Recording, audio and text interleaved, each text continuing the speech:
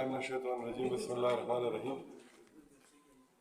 ټول نه مخکې زه د ګلسعید له شکرګزار یم، دی د ملګرو دی د خاندان او جړوبي ټولو ملګرو شکرګزار یم. دی موږ سره ملګرتیا اعلان وکړو او شمولیت یې باقاعده پارټۍ کې وکړو. د زړه د اخلاصه شکریه ادا کوم.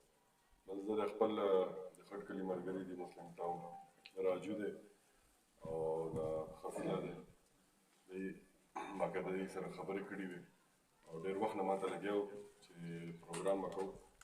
نو زه د دې شکریه ادا کوم چې دوی هم په دې کې یو خپله منډه والې او کوشش یې کړی. څنګه چې خلیق خبره وکړه د جړوبي خلکو بلکې د پوره خټکرانۍ خلکو همیشه په موږ اعتماد کړی په هر الیکشن کې. وجه دا ده چې تاسو اوس پوهې خلک یې، شعور درکې شته، سوچ لرئ، دنیا نه واقف یې او د پاکستان حالاتو نه واقف یې.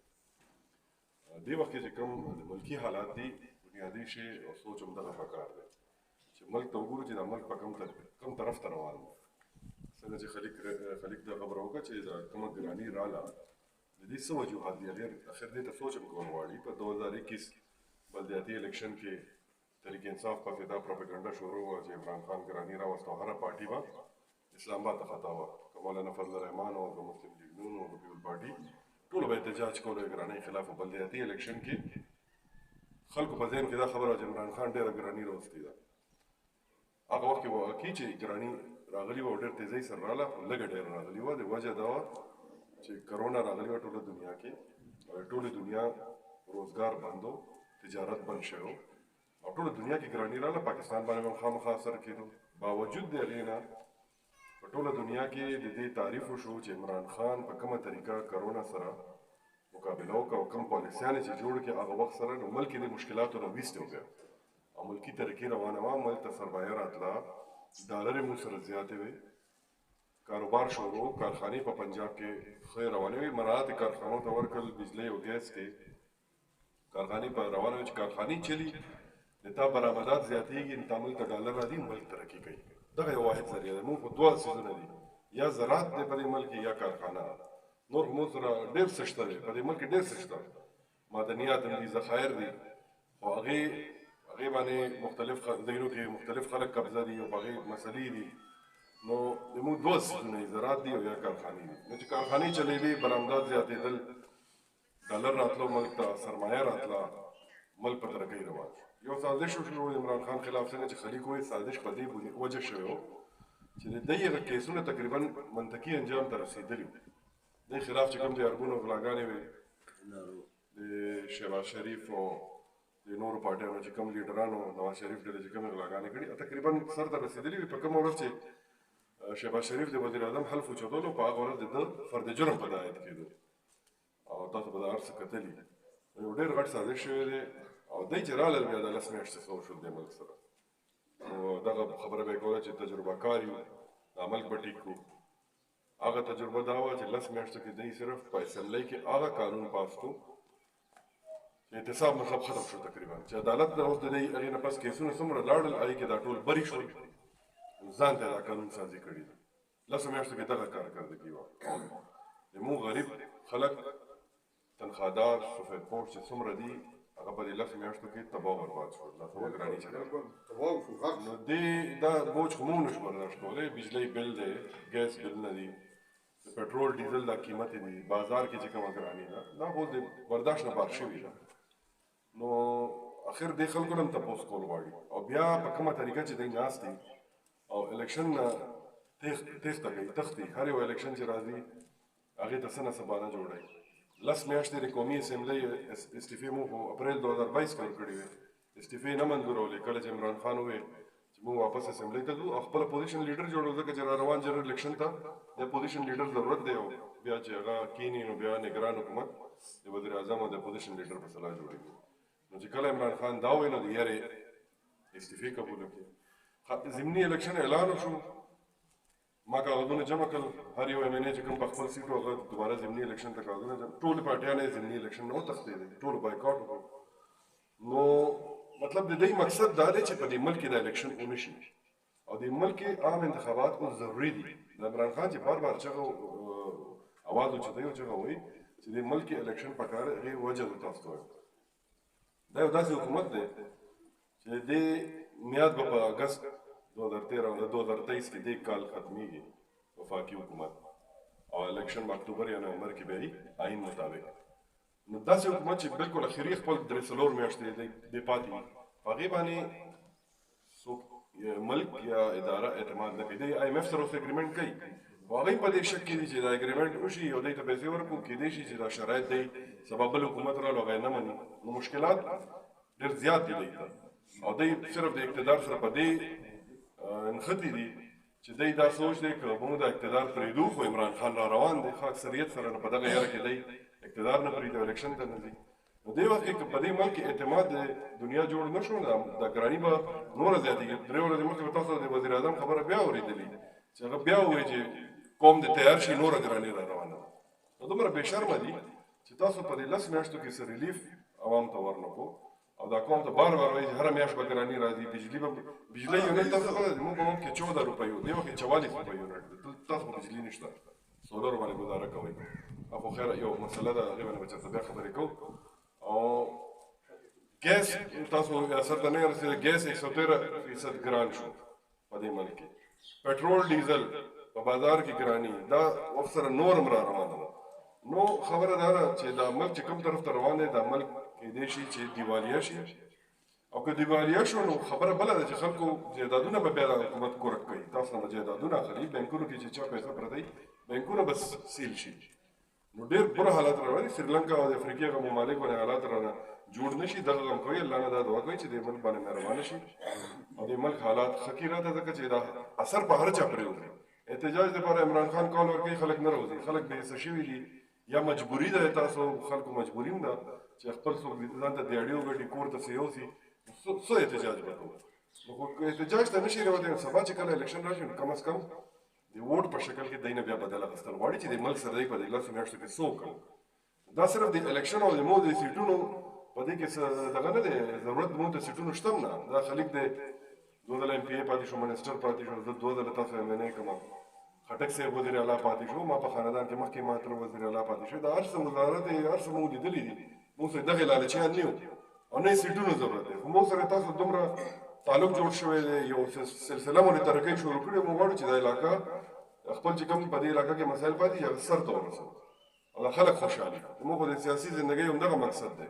دا مو نه چې په الیکشن وګټو بیا خپل ذاتي فایده اوچتو د اقتدار نه. دا اوچته دا څوک مخالف هم په موږ باندې دا ګوته نشي اوچتولی چې دی چېرته ذات ته فایده اوچته کړې ده. ځکه چې موږ هغه یو هماغه یو، ترقي مو ونه کړه بلکې الټه مو تاوانونه کړي، خپل جایدادونه مو خرڅ کړل او کم شو دغه خپل د سیاست د وجې.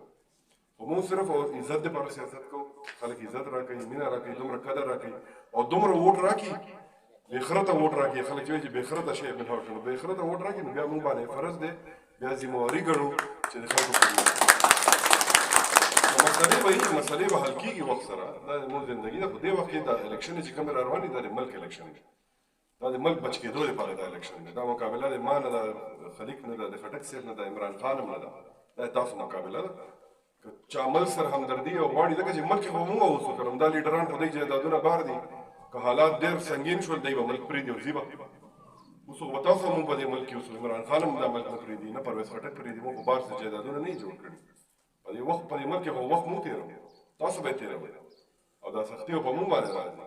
ځکه چې څرنګه خلک وایي چې ډالر یې که ګرانه شي دوی ته فایده رسي، دوی هر څه په ډالرو کې دي، جایداد یې بار دی، دوی ته فایده ده. دوی ملک سره همدردي نه ده. دوی صرف او صرف 10 میاشتې ځان بچ کړو د کیسونو نه.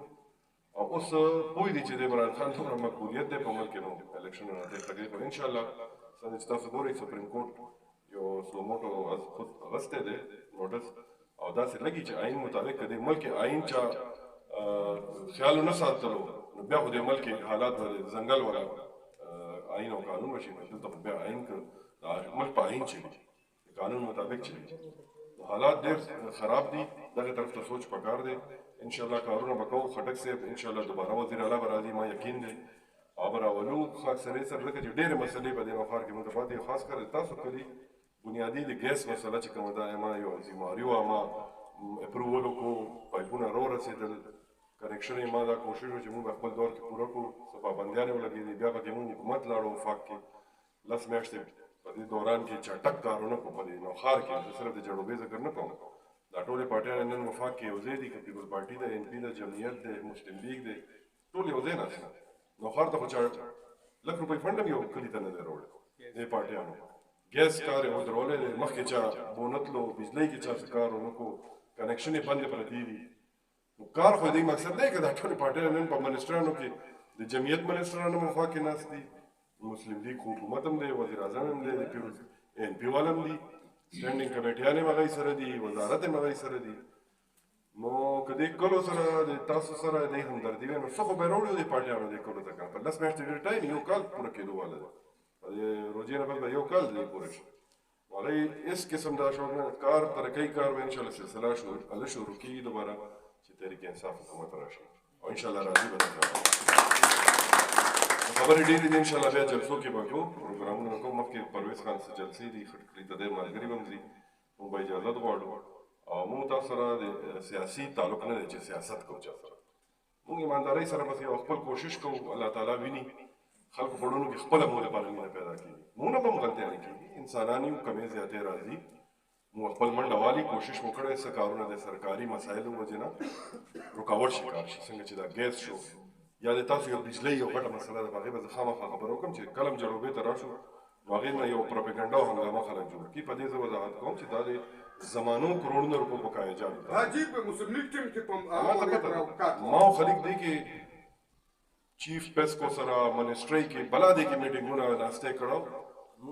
یو ځل تاسو په یاد یې چې صاحب نو کې دا مو واقعا چې موږ تر څه کیستونه کې څه راکې بیا به کیستونه کې خو دا خلک نه تیارېدل نو څه غلطیانې به موږ دا به ومنو چې خپل هم غلطیانې موږ یي نو یو شی دغه شو خو هغې کې خلیق یو ډېر غټ کار وکړو چې 240 سولرې تاسو کلي ته راغلې انشاءالله د پرویز خټک صاحب دا ځای په ځای دا خبره هم کوي چې دې پرې حکومت راشي نو هغه دا خواهش دی چې کم کمزوري دي او غریب دي چې هغوی هر چا ته سولر انشاءالله ورسوو دا یو نوی پروګرام دی هغه په ذهن کې دی چې دا به شروع کوو ځکه چې بجلۍ قیمتونه هم دومره ورسېدل چې دا به چا کېدای شي اخر کې موږ هم سولر ودرشو ځان نه بجلي خپله کړو دا حالات جوړ دا حقیقت وایم موږ چې پکې لایټ یا یو فریج او استري چلو 15-20 هزار بل را روان دي یو کس 2 کمرو کور کې دا حالات دي دا خو اوس زیاتېږي نوره ګراني نو دا ملک ورو ورو ټوټل به سولر ته کنورټ کېږي تاسو به خوش قسمته یې چې مخکې نه سولر شوی دی ټول نو خلک روان دي سولر په تاسو به ګورئ چې نن سبا ټول کورونه دا بجلۍ په دې ملک کې څومره چې عربونه مونږ په نقصان کې د بجلۍ په مات کې تاسو سوچ هم نشئ کولی چې هر میاشت تقریبا 600 ارب روپۍ هر کال 600 ارب روپۍ خساره کېږي دا ملک په بجلۍ په مات کې نو ډېر څیزونه دي انشاءالله وخت راځي بیا به کوو خبرې مې ډېرې وکړې نور هم مسلې خبرې شته او چې کومه مطلبي خبره ده دا روان الیکشن دا د ملک الیکشن دی او دې کې به سوچ کوئ دلته ځوانان هلکان نوجوانان ولاړ دي او د دا هم خبره کوم چې دا خوش قسمتي دی موږ خوشحالۍ خبره ده چې په جوړوبه کې اوس هلکانو ډېر تعلیم وکړو دا یې موږ ګټه ده چې دلته تعلیمونه وکړي دې خلکو ته روزګار ملوي او روزګار خبره کوم چې ډېر څیزونه به په میرټ شوي دي تحریک انصاف په حکومت کې ټیچران پولیس کې ډېر خلک په میرټ وشول نو ډېر کم تېره داسې سی ټي یو نیم چېرته کلاس 4 یې هغه مونږ سره په اختیار کړي نو چې هلکان محنت کوي او تعلیم کوي نو ډېر خلک ووتل پکې هغه ورځ په خېشکو کې ما ته یو مشر میلاو شو ما ته یې ویې زه تاسو سره نه په پارټۍ کې ویې د ما یو لور یو مې زوی یو مې نګور دا 3 کسان د ما خاندان په تحریک انصاف په حکومت کې په میرټ شوي دي جلسه وی پرویز خټک صاحب هغه جلسې ته هغه خپله راغلی وایي چې هغه ته وینا هم نه ده کړې زه په دې وجه رالم چې په میرټ باندې ما په کور کې 3 نوکرۍ شوي نو داسې خلک هم شته چې په میرټ باندې شوي دي او هغه متاثره دي دې سیسټم نو زه نورې خبرې به بیا چېرته کوم انشاءالله زه تاسو ټولو شکریه ادا کوم په مونږ باندې مو هره پیره اعتماد کړی دی اعتماد دغه ساتئ سلسله ساتئ انشاءالله مونږ به مو خدمت کوو او چېرته به هم تاسو سترګې چاته ټیټې نه وي د نورې پارټیانې تاسو او د دې قوم همدردي نه وي الله مو خوشحال ساته ډېره مننه